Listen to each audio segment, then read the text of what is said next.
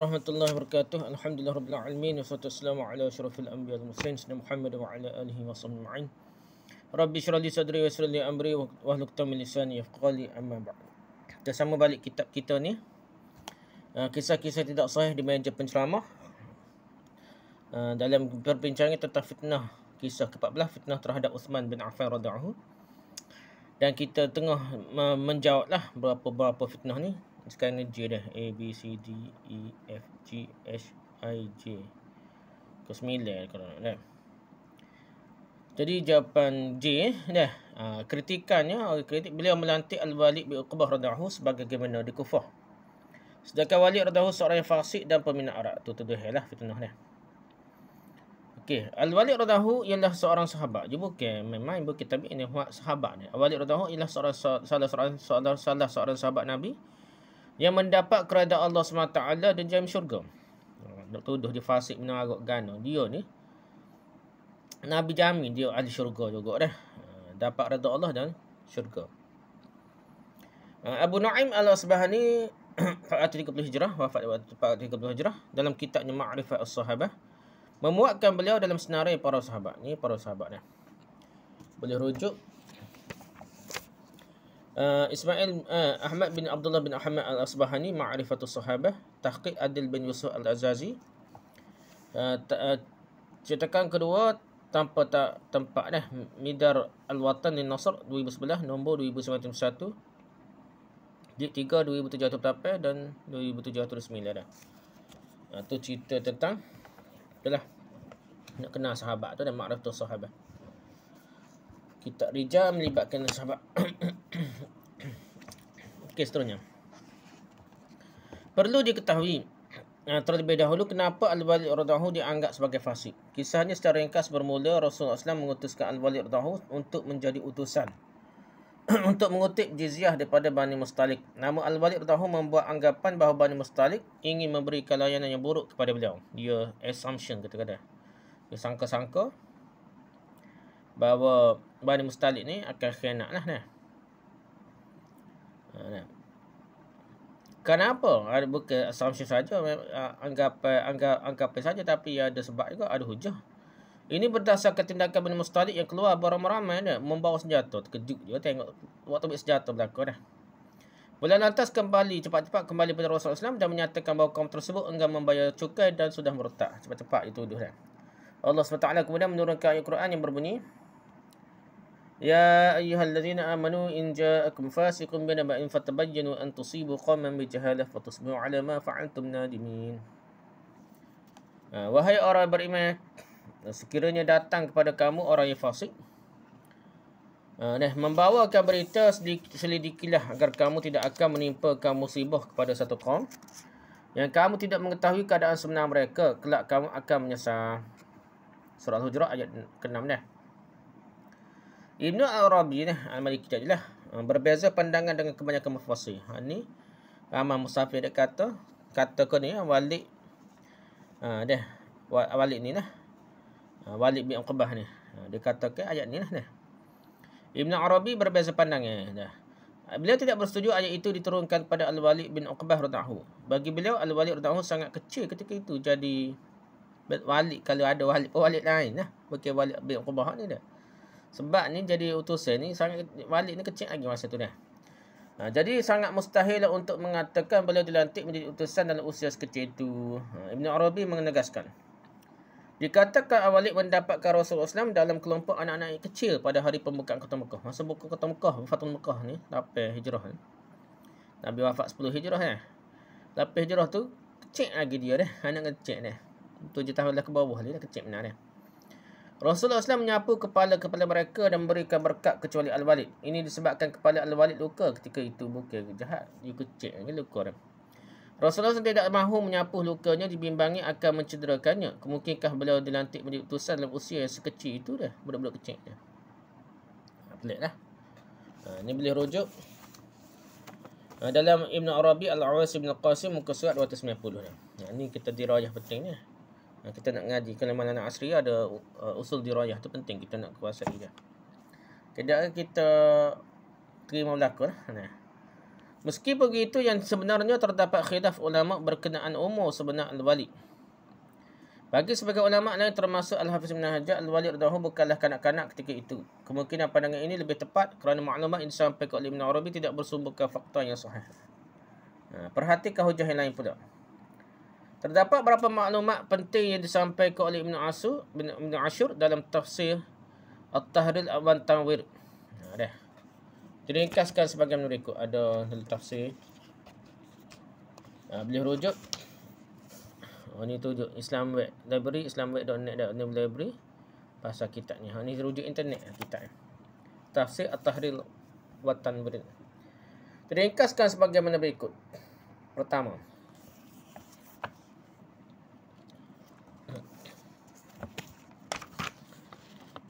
Ibn Ashur sudah mengemukakan beberapa riwayat yang berkaitan dengan ayat ini mengatakan, inilah ringkasan beberapa riwayat yang sudah dinukilkan dengan sanad yang tiada satu pun yang sahih.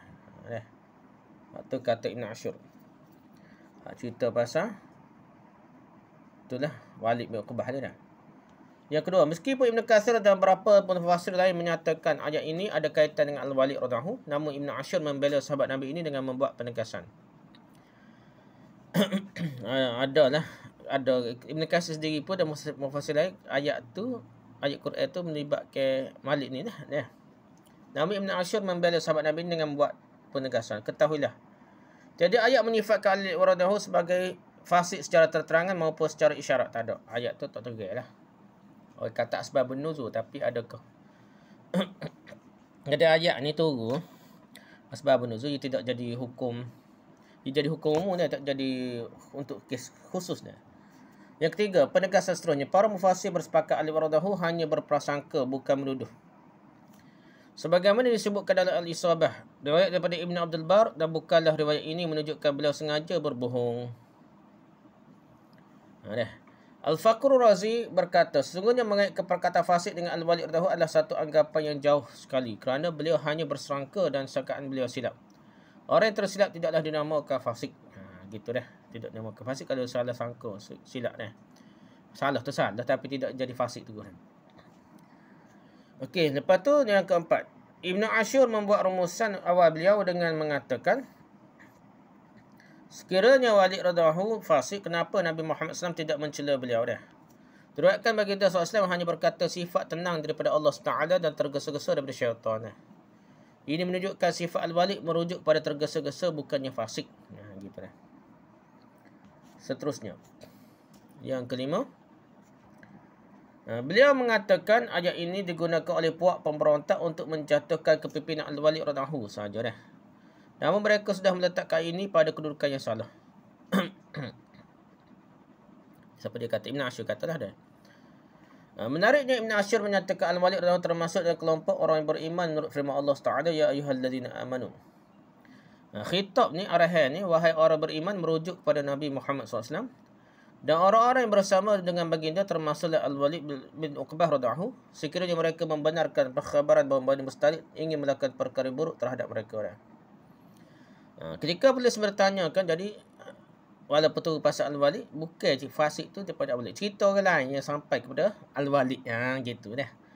Ketika polis bertanyakan ini kepada Maulana Asri, beliau turut menyatakan perkara yang sama dengan Ibn Ashur. Orang fasik yang dimasukkan ialah orang yang menyampaikan perkhabaran buruk kepada Al-Walid bahawa Bani Mustalik ingin melakukan kejahatan pada beliau radhiyallahu. Bukanlah Al-Walid tu jadi fasik, ceritakan Nabi dia, bukanlah. Ya ayyuhallazina amanu tu, amanu beriman tu. Jadi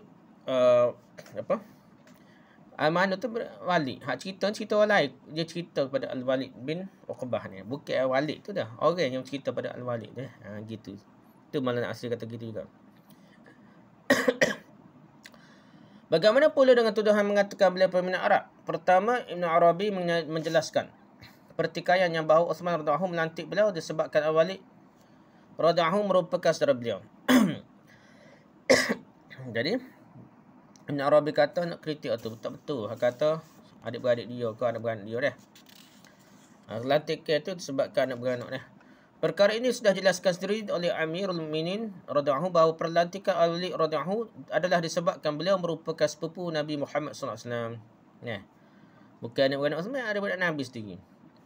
Ibu Al-Walid itu Ummul Hakim Al-Bayda, yang merupakan nenek kepada Uthman radhiyallahu, juga merupakan adik-beradik dengan ayahanda Rasulullah SAW sendiri, iaitu Abdullah.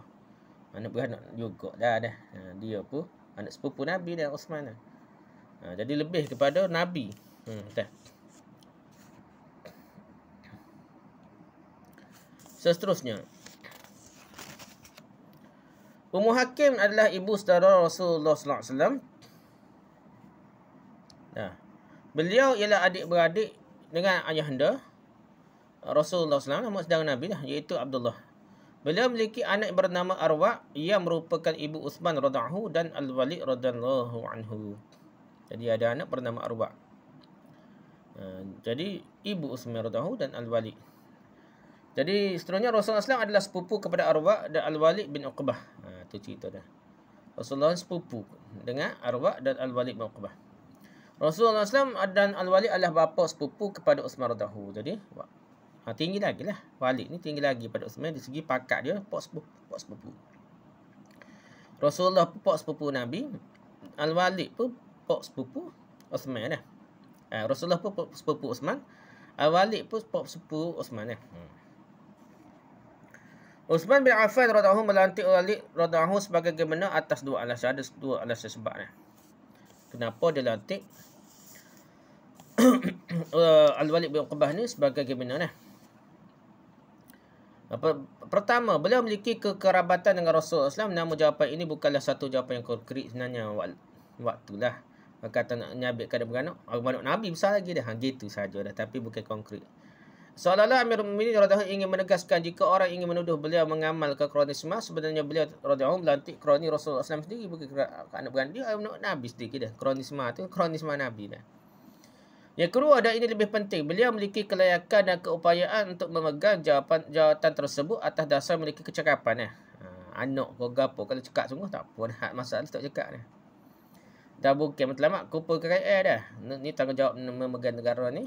Kalau anak ada kemampuan, tak ada masalah. Bukan kronisme ni. Bagi perusahaan beliau, Mina Arak, Ibn Taymiyah menjelaskan kesilapan beliau sudah pun mendapat hukuman hudud oleh Ali radhiyallahu atas perintah daripada Amirul Mukminin Uthman bin Affan radhiyallahu sendiri dah. Dah ada kata memang kalau dia pernah Mina Arak pun kena pernah khawatir dah. Rujuk Ibn Taymiyah Minhajus Sunnah Nabawiyah jilid 6 rusak 287 hingga 288. Kes ini dirakam ke Imam Muslim sebagai berikut. Hudain bin Al-Munzir. Abu Hasan. Hudain bin Al-Munzir Abu Hasan melaporkan, saya pernah melihat Al-Walid radhiyallahu dibawakan pada Uthman radhiyallahu. Tak nampak dah.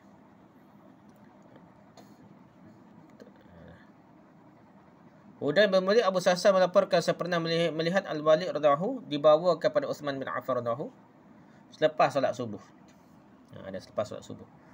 Uthman radhiyallahu berkata, adakah saya boleh menambah ke atas kamu? Ada dua orang lelaki yang menjadi saksi atas perbuatan kamu. Salah seorang mereka adalah Humran. Beliau melihat kamu sedang minum arak. Salah seorang lagi hanya nampak kamu muntah-muntah saja. Uthman radhiyallahu berkata, beliau tidak akan muntah melainkan beliau minumnya. Beliau kemudian berkata lagi, wahai Ali, bangunlah dah laksanakanlah hukum hudud. Ali radhiyallahu pula berkata, bangunlah Hasan dan jatuhkanlah hukuman sebat kepada beliau, kepada Walid bin Uqbah. Al-Hasan radhiyallahu berkata, sebaiknya kita serahkan tugas ini kepada pegawai Amirul Mukminin. Al-Hasan semacam mengasihaninya. Ali radhiyallahu berkata lagi, wahai Abdullah bin Ja'far, bangunlah dan jatuhkanlah hukuman had. Beliau mula melaksanakan hukuman sedangkan Ali radhiyallahu membelanya sehingga mencecah 40. Kemudian Ali radhiyallahu berkata, cukuplah, Nabi Muhammad SAW sudah menjatuhkan hukuman sebanyak 40 kali sebatal lah. Begitu juga dengan Abu Bakar radhiyallahu dan Umar radhiyallahu juga menjatuhkan hukuman sebanyak 40 kali sebatal. Ini semua adalah sunnah, namun jumlah sekarang 40 kali lebih saya sukai. Hadis diriwayatkan oleh Muslim dalam Sahih Muslim, Kitab Al-Hudud, bab Hadul Khamr nombor 1707, statusnya sahih. Itu ceritanya. Sekiranya kita ingin mengkritik Al-Walid radhiyallahu sebagai peminum arak, seharusnya kita juga menyatakan ada berapa sahabat Nabi yang melakukan kesalahan dan mereka bertaubat dan diampuni oleh Allah SWT. Antaranya Ma'is radhiyallahu dan seorang wanita daripada Bani Ghamidiyah yang melakukan zina sehingga dijatuhkan hukuman rajam. dan Hatib bin Abi Balta'ah radhiyallahu yang membocorkan rahsia ekspedisi ketenteraan Rasulullah SAW ketika pembukaan kota Mekah. Namun istimewanya mereka ialah mereka tidak kekal dalam dosa. Mereka tidak kekal dosa dan cepat bertaubat. Begitulah juga dengan Walid radhiyallahu. Kalau dia buat salah pun dia bertaubat dah. Hadis ini juga menunjukkan ketegasan dan keadilan Uthman radhiyallahu dalam menjalankan hukuman yang sudah ditetapkan oleh Allah SWT tanpa mengira pangkat maupun sebab saudara maupun anak beranak, sekaligus menafikan pandangan bahawa beliau suka melebihkan Al-Walid dalam apa perkara pun anak beranak. Kronisme tidak. Okey. Habis sudah. Okey, jawapan K pula. Banyak mana kita.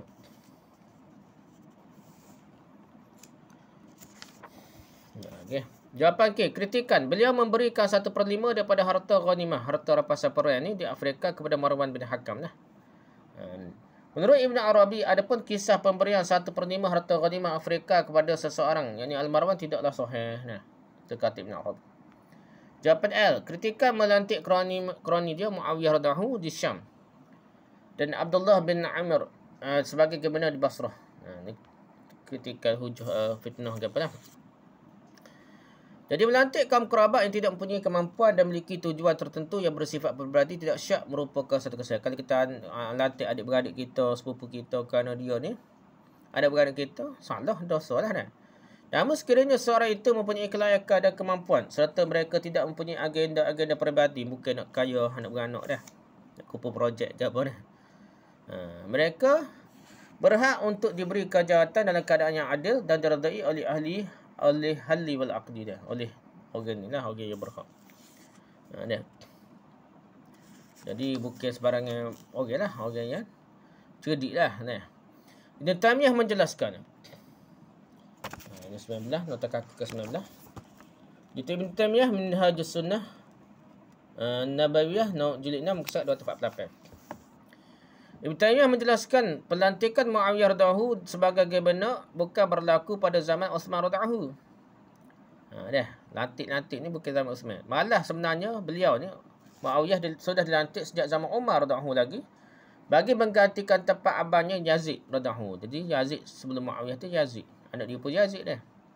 Dia anak Abu Sufyan belaka, abang dia dulu Yazid, lepas tu barulah ganti dengan adik dia Muawiyah.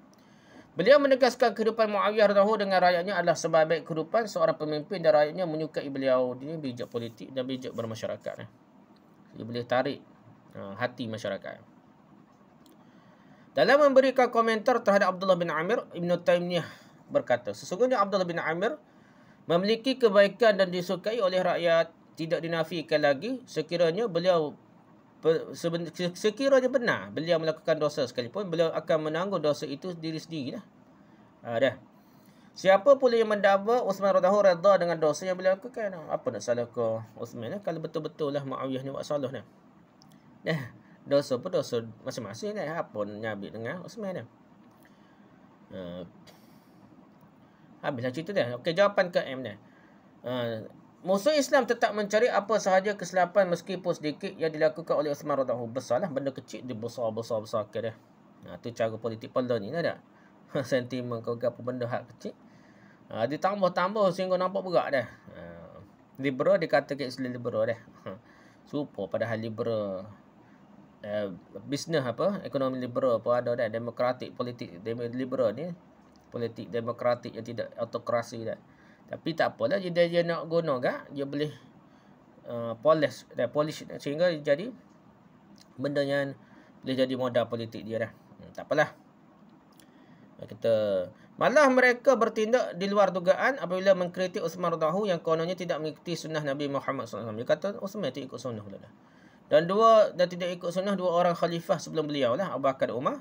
Dia mengerjakan solat secara qasar, 2 rakaat pendek, 4 jadi 2 rakaat ketika berada di Mina.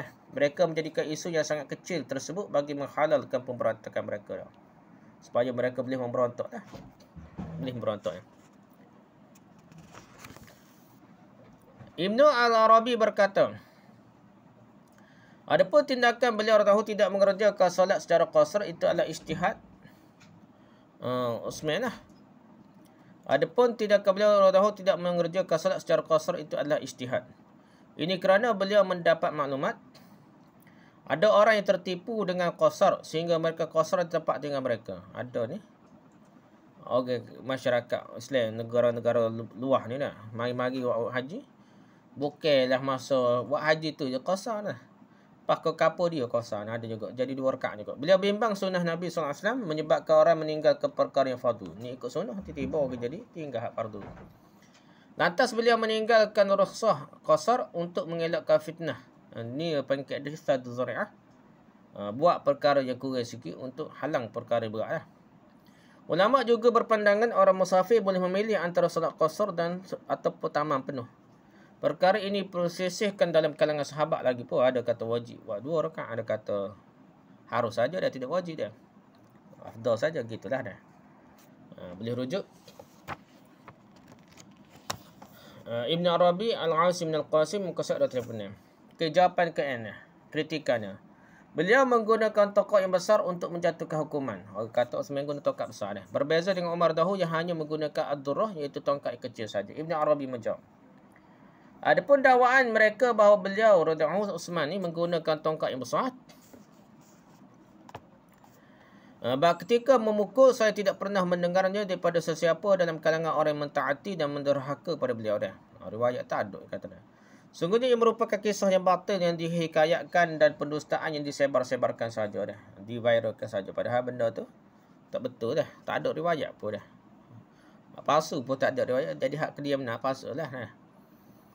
Okey, jawapan O, P dan Q dah.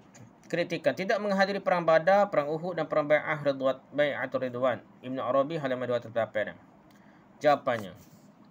Utsman bin Abdullah bin Mauhib berkata, sesungguhnya seorang lelaki dari Mesir datang menunaikan haji di Mekah. Dia melihat sekumpulan manusia sedang berkumpul. Dia bertanya, siapakah mereka? Dikatakan kepadanya, mereka adalah orang Quraisy. Dia bertanya lagi, siapakah ketua mereka? Orang mengkhabarkan kepadanya Ibnu Umar. Dia datang menemui Ibnu Umar dan berkata, saya ingin bertanya ketua tentang sesuatu. Mohon Tuan menjelaskannya. Saya menyeru dengan Allah SWT melalui kehormatan rumah ini. Adakah Tuan mengetahui Utsman melarikan diri dari Uhud? Ibnu Umar menjawab, ya. Dah. Cerita benda hak lama buat cerita dah. Fitnah pula dah. Dia kata, dia bertanya lagi, adakah Tuan mengetahui bahawa beliau tiada dalam Bai'atul Ridwan dan tidak menyaksikan Bai'atul Ridwan? Ibnu Umar radhiyallahu menjawab, ya. Dia bertanya lagi, adakah Tuan mengetahui bahawa beliau tidak menyertai perang Badar? Ibnu Umar radhiyallahu menjawab, ya. Perang Badar pun tak ikut dah. Laki itu berkata, Allah Akbar. Ibnu Umar, Allah Akbar. Oh, sungguh dah. Orang kata cerita buruk Utsman ni. Tetap Utsman betul lah dah fitnahnya. Ibnu Umar berkata, mari ke sini. Mari dulu. Saya akan terangkan semua persoalan yang kamu persoalkan tadi. Adapun soal beliau melarikan diri dari Uhud, saya bersaksi bahawa Allah SWT memberikan pengampunan. Masa berkecamuk tu ada dah hak lari tunggal langit tu. Bukan lari teguh, tapi lari sikit sekabut. Pasal masa tu kacabila dah. Jadi Allah berikan pengampunan. Beliau tidak menghadiri perang Badar kerana menjaga isteri beliau yang merupakan puteri Rasulullah SAW, iaitu Zainab. Masa perang Badar tu Nabi suruh Utsman jaga anak dia, anak puteri dia dah, Zainab saja. Rasulullah SAW berkata kepada beliau, bagi kamu pahala orang menyertai perang Badar, dan baginda SAW tidak mengizinkan beliau terlibat. Puteri Nabi SAW ketika itu sakit. Ketika itu dah. Adapun ketiadaan beliau dalam Bai'atul Ridwan, sekiranya ada orang yang lebih mulia di bumi Mekah berbanding Utsman radhiyallahu, pasti Rasulullah SAW akan mengutuskannya untuk berada di tempat Utsman radhiyallahu sebagai wakil bagi pihak Rasulullah SAW. Jadi macam mana dia nak bai'ah Ridwan sedangkan dia sendiri diutus jadi utusan dia berjumpa dengan orang Mekah ni, orang kafir Quraisy, untuk rundingan supaya boleh buat haji macam tu. Umrah apa dah. Jadi oleh sebab itu dia kena tangkap Utsman ni, kena ada sampai berita kena bunuh macam-macam lah dah. Rasulullah SAW mengutuskan Utsman radhiyallahu ke Mekah untuk berbincang agar kaum muslimin diberikan peluang untuk melakukan umrah.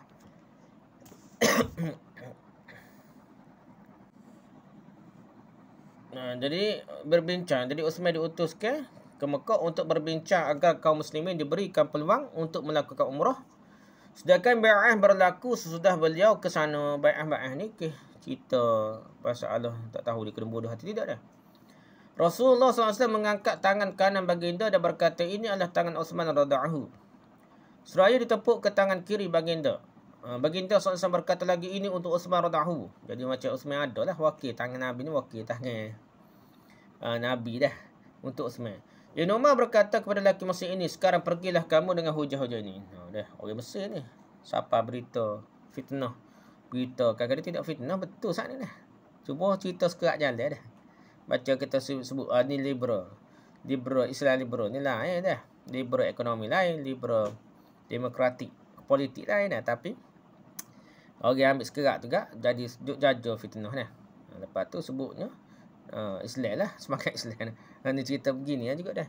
Jadi Osman tu betul cerita ni dah. Bukan salah 100%, tapi cerita tu cerita sikit dia tutup di sebalik cerita tu dan ditambah tokoh tambah sehingga nampak jahatnya Osman dah. Hadis ini direkod oleh Tirmizi dalam Sunan Tirmizi, Kitab Al-Manaqib bab fi Manaqib Uthman bin Affan radhiyallahu nombor 3706, statusnya hasan sahih dah. Hadis ni kuat. Okey, jawapan terhadap Uthman tidak menghadiri bai'atul ridwan dah. Abu Zur'ah melaporkan kepada kami bahawa Al-Hasan bin Bishr melaporkan kepada kami bahawa Al-Hakam bin Abdul Malik melaporkan kepada kami daripada Qatadah daripada Anas bin Malik radhiyallahu, kata beliau, apabila Rasulullah SAW memerintahkan kami untuk melakukan bai'atul ridwan, Uthman radhiyallahu menjadi wakil kepada Rasulullah SAW ke Mekah. Nak bicara, nak mesyuarat, nak utusan Nabi lah wakil ni. Sahabat-sahabat Nabi melakukan bai'ah. Rasulullah SAW berkata, sungguhnya Uthman radhiyallahu menunaikan hajat Allah SWT dan hajat Rasulnya. Lalu baginda SAW menepuk salah satu tangannya ke tangan yang lain. Tanda salah satu tangan itu adalah untuk Uthman radhiyallahu lah. Soalnya Uthman itu Nabi tak wakil dah. Tangan kiri kosong, kanan kosong. Tangan Rasulullah SAW yang menjadi wakil untuk Uthman radhiyallahu lebih baik daripada tangan sahabat-sahabat yang lain dah. Ni riwayat daripada Abu Zur'ah. Hadis direkod oleh Tirmizi dalam Sunan At-Tirmizi, Kitab Manaqib bab fi Manaqib Uthman bin Affan radhiyallahu nombor 3702, status hasan sahih gharib. Dah. Sokonlah hadis sana. Okey, persoalan terakhir dah. Kita nak sudah sikit lagi persoalan terakhir.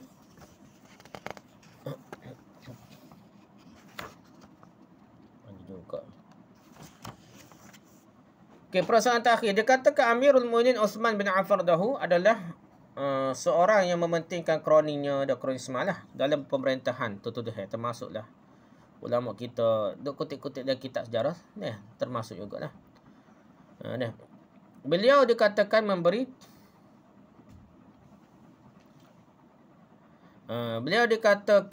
banyak hadiah kepada kaum keluarganya daripada Quraisy. Malah memberikan hadiah sebanyak 100 dinar kepada Marwah.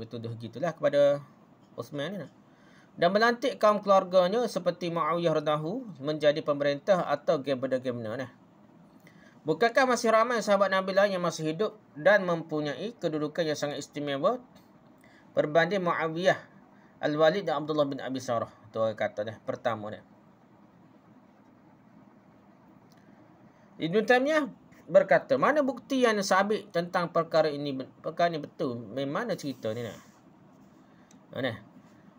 Benar beliau radhiyallahu memberikan banyak anugerah kepada kaum kerabatnya, dan bukan kaum kerabatnya pun banyak juga. Tapi dia tak ceritalah bukan kaum kerabatnya, dia cerita anak beranak dia hak terima dah. Beliau radhiyallahu berbuat baik kepada seluruh umat Islam. Adapun jumlah yang disebutkan seperti 100,000 kepada Marwan memerlukan bukti yang sabit biar betul cerita tu dah.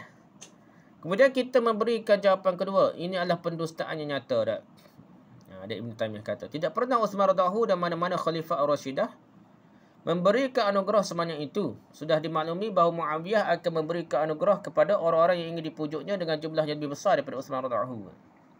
Jumlah terbanyak diperolehi oleh Al-Hasan bin Ali itu 100,000 atau 300,000 dinar. Kan kira kat Muawiyah lebih banyak lagi, Uthman tidak beri banyaknya. Dikatakan tiada siapa yang mengetahui jumlah tersebut. 100,000 atau 300,000 dinar atau 100,000 ni besar lah, paling besar. Tak ada orang lain beri macam Muawiyah dah. Tak mungkin lah. Jadi Uthman lebih banyak lagi. Siapa 100,000 pada Marwan? Tak betul cerita dia. Okay, boleh rujuk Ibn Taymiyah Minhajus Sunnah An-Nabawiyah jilid 6 muka surat 260. Seterusnya,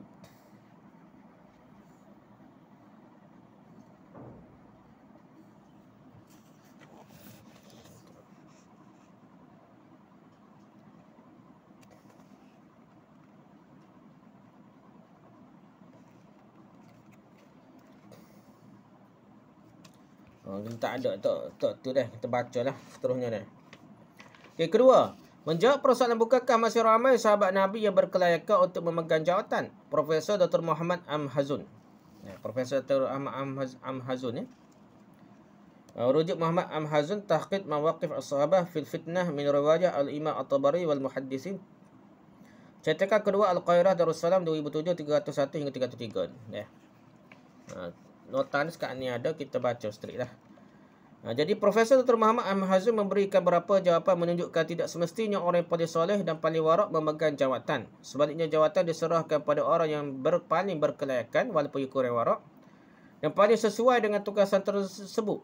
Bukan warak pakai serba agak. Lepas tu gak kira boleh mengatur tidak dah.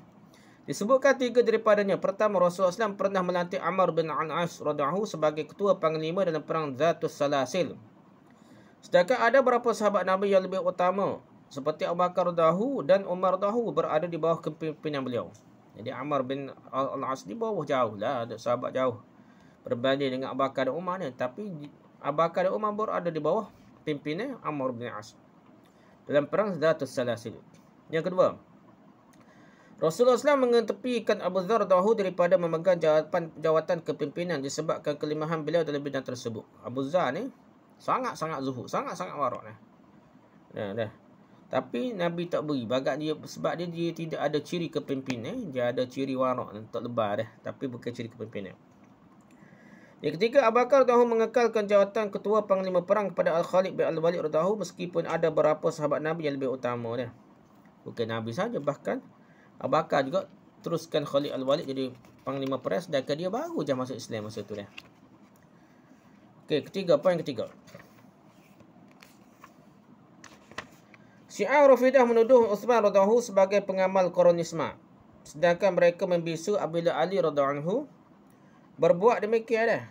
Abdullah bin Abbas dilantik sebagai pemimpin di Basrah.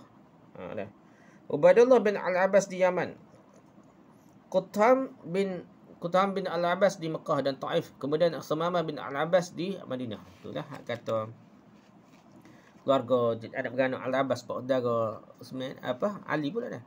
Sekiranya Uthman betul-betul mementingkan Qurani, orang pertama yang akan diangkat oleh beliau anak tirinya Muhammad bin Abi Huzaifah. Namun nyatanya Amirul Mukminin radhiyallahu enggan melantiknya di atas alasan kredibiliti dan kesesuaiannya. Jadi kalau kira ni jauh-jauh sikit dah. Kalau hak ni dekat lagi lah nak beranak sepupu Ali belaka dah. Beliau rujuk Muhammad Amhazun tahqiq mawaqi' as-sahabat muka surat 310 hingga 311. Seterusnya, Ali radhiyallahu berkata Uthman radhiyallahu tidak akan melantik kecuali orang yang berkeupayaan dan adil saja. Ali sendiri kata gitu dah. Rasulullah SAW melantik Attab bin Usaid di Mekah ketika beliau belum mencapai usia 20 tahun lagi, tapi ada bakat dah. Jadi Nabi lantik Attab bin Usaid di Mekah. Rasulullah sendiri lantik dah. Sebab dia ada jiwa kepimpinan dah. Rujuk Ismail bin Umar bin Katsir Al-Qurashi Ad-Dimashqi Al-Bidayah wan Nihayah tahqiq Ahmad Jad Al-Qahirah Darul Hadis 2007 maksud dalam 7. Poin seterusnya keempat, ada poin keempat. Ibn Taymiyah dalam Minhajus Sunnah Nabawiyah menukilkan hujah yang dikemukakan oleh Uthman radhiyallahu dalam membela dirinya. Jadi Uthman dalam Ibn Taymiyah waktu ambil hujah lah yang dikatakan Uthman sendiri kata dalam membela dirinya. Beliau rujuk Jihad Muhammad Amhazun tahqiq mawaqif sahabah muka surat 33 hingga 34. Ibn Taymiyah kata apa ni? Sesungguhnya khidmat Bani Umayyah. Ini dah Uthman kata ni. Sesungguhnya khidmat Bani Umayyah digunakan oleh Rasulullah SAW sepanjang hayat baginda sallallahu alaihi wasallam. Begitulah juga dengan orang terpilih selepas Rasulullah SAW, iaitu Abu Bakar radhiyallahu dan Umar radhiyallahu. Kami tidak mengetahui terdapat kabilah dalam Quraisy yang lebih banyak berkhidmat kepada Nabi Muhammad SAW melebihi Bani Abdul Syams, merujuk pada Bani Umayyah lah. Lantaran jumlah mereka banyak dan ramai orang mulia dan pemimpin dalam kalangan mereka. Jadi ada beranak pemimpin lah, ada bakat kepimpinan belakang. Dalam memuliakan Islam di bumi yang paling mulia Mekah, selepas pembukaan Mekah pada tahun ke-8 Hijrah tu, Nabi Muhammad SAW menggunakan khidmat Attab bin Usaid bin Abil As radhiyallahu, seorang anak muda baru sekitar 20 tahun, Nabi Muhammad SAW menggunakan khidmat Abu Sufyan bin Harb bin Umayyah radhiyallahu di Najran. Walaupun dia baru masuk Islam dah. Baginda SAW juga menggunakan khidmat Khalid bin Sa'id bin Al-As radhiyallahu untuk mengutip sedekah daripada Bani Mazhish dan Sana'a di Yaman. Rasulullah SAW sentiasa menggunakan khidmat Uthman bin Sa'id bin Al-As di Tayak, Khaybar dan perkampungan Bani Urainah sehingga baginda SAW wafat. Baginda SAW turut menggunakan Aban bin Sa'id bin Al-As dalam beberapa operasi ketenteraan. Kemudian operasi di Bahrain, beliau kekal di situ selepas Al-Ala bin Al-Khadrami radhiyallahu sehingga Rasulullah SAW wafat. Uthman radhiyallahu menambah lagi, saya hanya menggunakan khidmat orang yang digunakan oleh Rasulullah SAW sendiri daripada jenis dan kabilah yang sama, anak beranak mereka juga. Begitu juga dengan Abu Bakar radhiyallahu dan Umar radhiyallahu kakak dia hak tolong nanti kena. Abu Bakar radhiyallahu melantik Yazid bin Abi Sufyan bin Harb lagi radhiyallahu anhu untuk membuka kota Syam. Dan diiktiraf oleh Umar radhiyallahu jadi Yazid ni ketua pakai dan dia jadi governor . Kemudian Umar radhiyallahu melantik saudaranya pula Muawiyah radhiyallahu dan Umar lantik Muawiyah lepas Yazid tu. Muawiyah tu adik kepada Yazid bin Abu Sufyan. Jadi Umar lagi lantik Muawiyah . Kenyataan ini menyatakan Uthman radhiyallahu menggunakan khidmat orang-orang tersebut adalah kisah yang sabit masyhur dan mutawatir secara ilmu. Jadi benda ni bukan Uthman saja dia. Bukan anak beranak Uthman saja, serupa dah anak beranak maksudnya pelantikan itu sebelum daripada Uthman, zaman Abu Bakar lagi, zaman Nabi, zaman Abu Bakar, zaman Umar telah dilantik orang ini sebab mereka ada sifat kepimpinan dan kemahiran memerintah dan menguruskan negara . Poin kelima dah. Profesor Dr. Muhammad Al-Mahzun menegaskan bahawa orang dari Bani Umayyah yang banyak berjasa dalam mengembangkan Islam dan perluaskan kuasa Islam. Ini terbukti apabila banyak pembukaan kota-kota Islam berlaku pada zaman Umar bin Khattab radhiyallahu dan Uthman radhiyallahu. Bukan zaman Umar saja, zaman Umar, zaman Uthman pun kerajaan Islam meluas . Boleh rujuk lihat Muhammad Al-Mahzun tahqiq Mawaqif As-Sahabah muka surat 34. Pendirian sahabat tentang fitnah ni. Disebutkan berapa pendirian sahabat tentang zaman fitnah sebagaimana dinukilkan oleh Profesor Dr. As-Salabi yang dipetik daripada pelbagai sumber . Rujuk As-Salabi Uthman bin Affan radhiyallahu 395 hingga 398 muka surat . Jadi kata apa Dr. As-Salabi kata dia. Pertama ni, seorang yang mengatakan pada Anas bin Malik radhiyallahu sesungguhnya kecintaan pada Ali dan Uthman tidak akan berkumpul dalam satu hati. Anas radhiyallahu membentaknya dengan berkata, dustalah kamu belawak. Sesungguhnya kecintaan terhadap mereka berkumpul dalam hati-hati kami . Dia ada kata Anas bin Malik ni Ali dan Uthman ni tidak berkumpul satu hati belawak. Jadi Ali dan Uthman ni sama-sama sahabat cinta sama saya bercakap dah. Betul dah. Yang kedua dah, Ibn Asakir meriwayatkan daripada Jundab bin Abdullah radhiyallahu bahawa beliau bertemu dengan Huzaifah radhiyallahu. Disebutkan tentang Amirul Mukminin Uthman bin Affan radhiyallahu. Huzaifah radhiyallahu berkata mereka membunuh beliau radhiyallahu. Saya Jundab radhiyallahu bertanya di manakah beliau radhiyallahu. Huzaifah radhiyallahu menjawab di syurga. Saya bertanya lagi di mana pula pembunuh beliau. Beliau radhiyallahu menjawab di dalam neraka . Jadi kena bunuh Uthman ni masuk neraka, Uthman ni dari syurga gitulah. Ni sahabat kata dah. Yang ketiga, Abu Maryam berkata, saya melihat Abu Hurairah radhiyallahu pada hari kematian Uthman radhiyallahu, beliau ada dua tocang dan beliau sedang memegangnya ketika itu sambil berkata Uthman radhiyallahu sudah dibunuh tanpa hak, tanpa benar . Yang keempat, Abdullah bin Salam radhiyallahu berkata, janganlah kamu membunuh Uthman radhiyallahu, kelak kamu tidak akan mendapat rahmat buat selama-lamanya . Uthman ni orang jujur baik, kalau bunuh dia tak boleh rahmat lah, cari bala je. Jadi ke-6 dah. Kelima. Abdullah bin Amr bin As radhiyallahu berkata, Uthman bin Affan radhiyallahu sudah dibunuh secara zalim. Beliau diberi 2 ganda ganjarannya. 2 kali ganda pahala lah Uthman kena bunuh ni. Jadi gitulah. Tu sahabat-sahabat nak cerita ni, sahabat ni walaupun kadang berlaku peperangan antara mereka, kadang mereka ni tak seperi apa tapi fitnah . Penyokong-penyokong ni ada golongan munafik.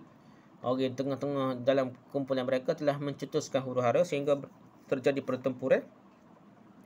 Sedangkan sahabat sama-sama sahabat ni saling sayang menyayangi dan saling cinta mencintai dia. Itulah cerita dia dah. Jadi tidak betul lah fitnah-fitnah pada Uthman itu. Semua telah dijawab dengan tuntas oleh Ibn Arabi dan ramai lagi ulama-ulama termasuk Ibn Taymiyah dan ulama-ulama moden pun untuk mengatasi fitnah-fitnah yang dilontar kepada Uthman radhiyallahu anhu. Setakat itulah perbincangan kita tentang fitnah ke atas man. Wallahu a'lam. Subhanakallahumma hamdika, subhanakallahumma hamdika, subhanakallahumma hamdika, asyhadu an la ilaha illa anta, astaghfiruka wa atubu ilaik. Assalamualaikum warahmatullahi wabarakatuh.